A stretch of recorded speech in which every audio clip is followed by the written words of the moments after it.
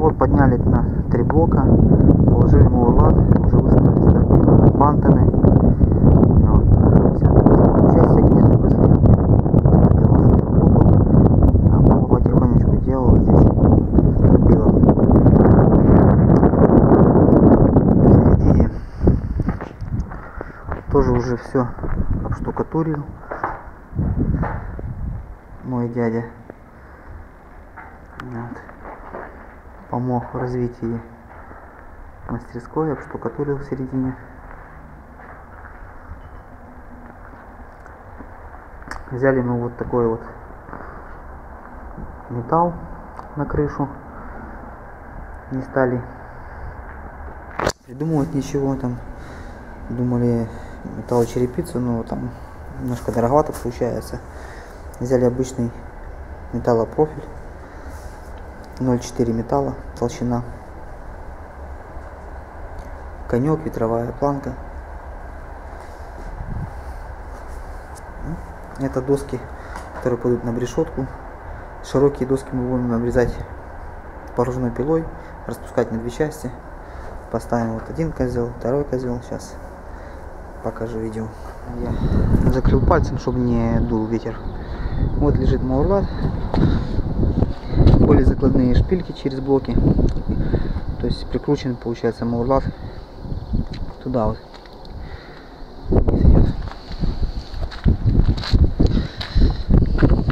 Систему, допустим, как крепили стропила, зарезали под маурлат,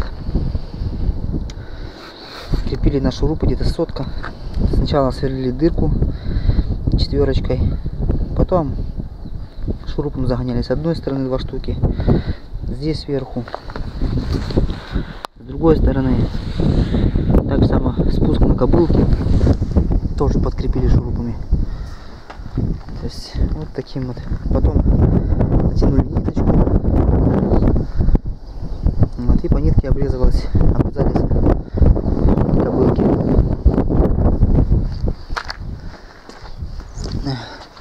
Сверху еще закреплены бантаны с 40-кой, тоже на шурупы. Сверху стропила взяты на пластины железные и шурупами прихвачены с 2 сторон. Там будут двери.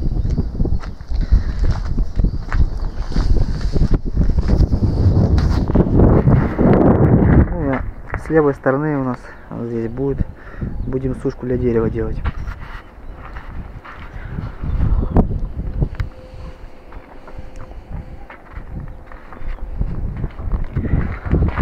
Маурлаты были у нас скреплены между собой на лапу с помощью шпильки 10.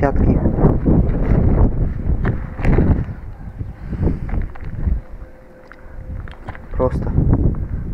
Тут папа, вижу, клинки позабивал.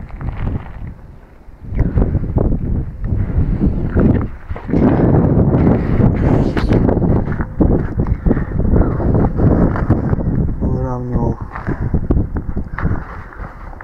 Так, конструкция. Так удлинялся маурлат.